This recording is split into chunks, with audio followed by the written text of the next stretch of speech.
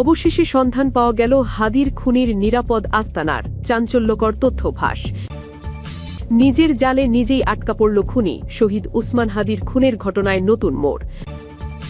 দল থেকে বহিষ্কার মির্জা আব্বাস। সামাজিক মাধ্যমে গুঞ্জনের রহস্য কি? এতক্ষণ শুনছিলেন সংবাদ শিরোনাম, এখন থাকছে বিস্তারিত। অবশেষে গুঞ্জনটা সত্যি হল।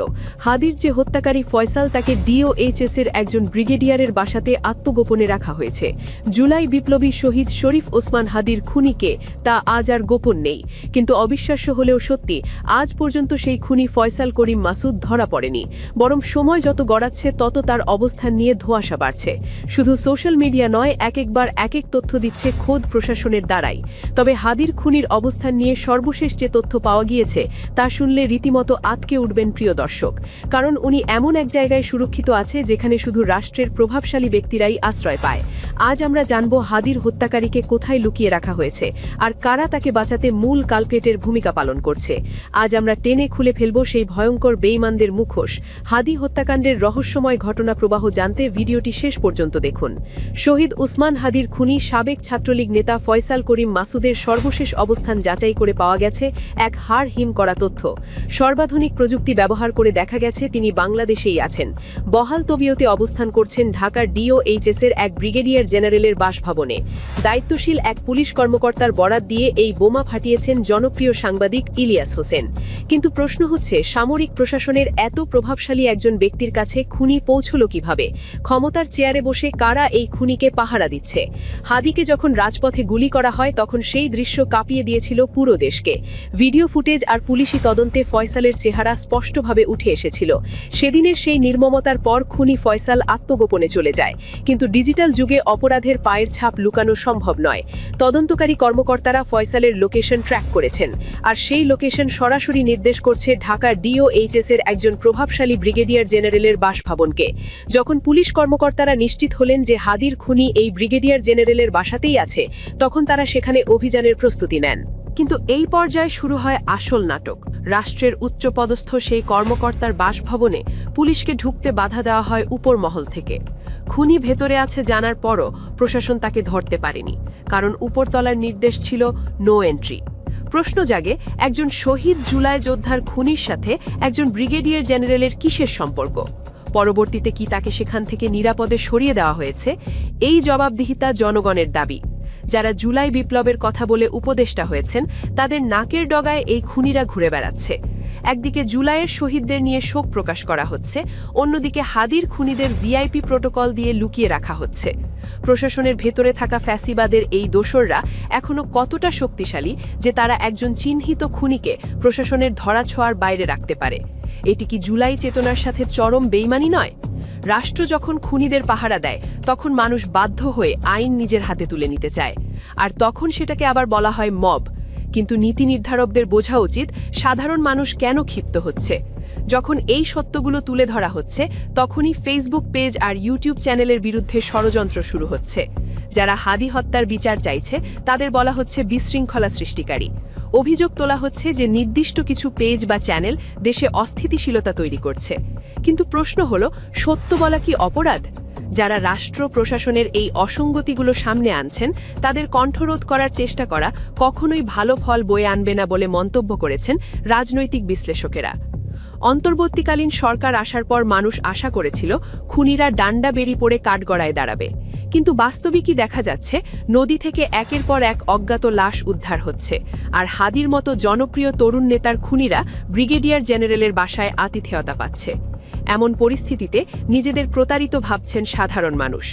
বাস্তবতা হচ্ছে, হাদির খুনিরা আছে আমাদের নাকের ডগাতেই। অথচ ইনকিলাব মঞ্চের মুখপাত্র ও ঢাকা ৮ আসনের সম্ভাব্য প্রার্থী হাদি গুলিবিদ্ধ হওয়ার পর থেকেই ফয়সালের অবস্থান সম্পর্কে বিভ্রান্তিকর তথ্য ছড়ানো হয়েছে। হাদি গত বছরের ১২ই ডিসেম্বর ঢাকার পুরানা পল্টনের বক্স কালভার্ট রোডে গুলিবিদ্ধ হন। এর পরপরই সোশ্যাল মিডিয়ায় ছড়িয়ে যায় ময়মনসিংহের হালুয়াঘাট সীমান্ত দিয়ে ভারতে পালিয়েছে হাদির হত্যাকারী ফয়সাল ও আলমগীর। আবার কেউ কেউ বলেন তারা সিলেট সীমান্ত দিয়ে পালিয়েছে। এমনকি ফয়সালকে সীমান্ত পার করে দেওয়ার অপরাধে দুজনকে গ্রেপ্তার করে রিমান্ডে নেয় পুলিশ। পুলিশের পক্ষ থেকে এটাও জানানো হয় যে ফয়সাল ভারতের মহারাষ্ট্রে অবস্থান করছে, যা মোবাইল ট্র্যাকিংয়ের মাধ্যমে জানা গেছে। বাংলাদেশের আইন শৃঙ্খলা বাহিনী প্রথমে জানিয়েছিল সন্দেহভাজনরা ভারতের দিকে পালিয়ে যেতে পারে, কিন্তু নির্দিষ্ট প্রমাণ বা স্থানে পৌঁছানোর নিশ্চয়তা নেই। এর সপ্তাহখানেক পরেই আবার তথ্য বদলে যায়। 21শে ডিসেম্বর এক সংবাদ সম্মেলনে পুলিশের অতিরিক্ত মহাপরিদর্শক খন্দকার রফিকুল ইসলাম বলেন, ফয়সালের খুনি বাংলাদেশের সীমান্ত পার হয়ে গেছে কিনা নাকি দেশে আছেন এ বিষয়ে সুনির্দিষ্ট তথ্য নেই। পুলিশ প্রশাসন স্পষ্টভাবে কিছু জানে না বলে জানিয়ে দেন তিনি। তবে জনগণকে এক ধরনের সান্ত্বনা দিয়ে বলেন, তদন্তকারী কর্মকর্তারা সর্বোচ্চ চেষ্টা করছেন, অপরাধী সম্পর্কে বিভিন্ন তথ্য পাওয়া যাচ্ছে। এর কিছুদিন পর প্রধান অভিযুক্ত ফয়সাল করিম মাসুদ ভিডিওতে এসে নিজ মুখে দাবি করেন তিনি ভারতে নেই, বরং এখন তিনি দুবাইয়ে আছেন। সরকার ও তদন্তকারীদের বিরুদ্ধে নানা অভিযোগ তোলেন তিনি ভিডিওতে। পরবর্তীতে জানানো হয়, হাদি হত্যাকাণ্ডের মূল 2 আসামি ভারতের মেঘালয়ে পালিয়ে গেছেন। তাদের পালাতে সহায়তাকারী 2 ভারতীয় নাগরিক মেঘালয়ে গ্রেপ্তার হয়েছেন। ডিসেম্বরের 28 তারিখ এক সংবাদ সম্মেলনে ডিএমপির অতিরিক্ত কমিশনার SM মোহাম্মদ নজরুল ইসলাম জানান, মেঘালয় পুলিশের সঙ্গে যোগাযোগ করে বিষয়টি নিশ্চিত হয়েছে ঢাকা মহানগর পুলিশ ডিএমপি। কিন্তু সঙ্গে সঙ্গেই মেঘালয় পুলিশ সদর দপ্তরের এক শীর্ষ কর্মকর্তা বাংলাদেশ পুলিশের এই দাবিকে অসত্য এবং পুরোপুরি মিথ্যা বলে মন্তব্য করেন। ওই পুলিশ কর্মকর্তা বলেন, বাংলাদেশ পুলিশের কাছ থেকে কোনো আনুষ্ঠানিক বা অনানুষ্ঠানিক যোগাযোগ করা হয়নি। অভিযুক্ত ব্যক্তিদের কাউকে গারো পাহাড়ে খুঁজে পাওয়া যায়নি এবং কোনো গ্রেপ্তারের ঘটনা ঘটেনি। ভারতের সীমান্তরক্ষী বাহিনী BSFও একই কথা বলে। সব মিলে অবস্থা এমন দাঁড়িয়েছে যে ভারত বাংলাদেশ সীমান্ত সম্পর্কিত দাবি নিয়ে কূটনৈতিক উত্তেজনা সৃষ্টি হয়েছে। বাংলাদেশ সরকার কয়েকবার সন্দেহভাজনরা ভারতে আশ্রয় নিয়েছে বলে মন্তব্য করলেও আন্তর্জাতিক ও স্থানীয় গণমাধ্যমে ভারতীয় নিরাপত্তা সংস্থাগুলি এই দাবিকে ভিত্তিহীন বলে দাবি করছে। কিন্তু এত কিছুর পর এখন জানা যাচ্ছে হাদি বাংলাদেশেই আছেন। তবে প্রশ্ন হলো, কার ইন্ধনে হাদির হত্যাকারীদের বাঁচাতে প্রশাসন বারবার এলোমেলো তথ্য দিচ্ছে? প্রথম থেকেই কোনো পরিষ্কার স্টেটমেন্ট দেয়নি প্রশাসন। প্রশাসনের একটি অংশ অবশ্য দাবি করছে তারা ফয়সালকে খুঁজছে, কিন্তু বাস্তবতা হলো হত্যাকাণ্ডের প্রায় 1 মাস পার হতে চললেও হাদি হত্যাকারী গ্রেপ্তারে কোনো অগ্রগতি নেই।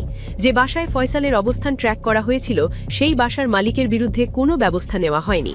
তরুণ নেতা হাদির এই রক্তভেজা বিচারহীনতা আজ আমাদের জাতির বিবেকের সামনে এক বিশাল প্রশ্নচিহ্ন হয়ে দাঁড়িয়েছে। যে জুলাই বিপ্লবের উপর ভর করে আজ অনেকে ক্ষমতার মসনদে আসেন, সেই বিপ্লবের অগ্রসৈনিকের খুনিকে রাষ্ট্রীয় সুবিধা দিয়ে আড়াল করা কেবল শহীদের সাথে বেইমানি নয়, বরং এটি একটি নতুন ফ্যাসিবাদের পদধ্বনি। যখন খোদ DOHS-এর সুরক্ষিত বলয়ে খুনিদের অবস্থানের গুঞ্জন ওঠে এবং প্রশাসন তথ্য বিভ্রাটের ধূম্রজাল সৃষ্টি করে, তখন বুঝতে হবে ঘুণে ধরা সিস্টেমটি এখনও বদলায়নি। বিচারের বাণী যখন নিভৃতে কাঁদে, তখন রাজপথে আবার উত্তাল হওয়া স্বাভাবিক। জনগণের ট্যাক্সের টাকায় পালিত প্রশাসন যদি খুনিদের পাহারাদার হয়, তবে সেই প্রশাসনের বৈধতা নিয়েও প্রশ্ন উঠবে। মানুষ আজ চিৎকার করে বলছে, হাদির রক্তের প্রতিটি ফোঁটা আজ বিচার চায়। প্রিয় দর্শক, আপনারা যারা হাদি হত্যার বিচার চান, কমেন্টে লিখুন হাদি হত্যার বিচার চায়।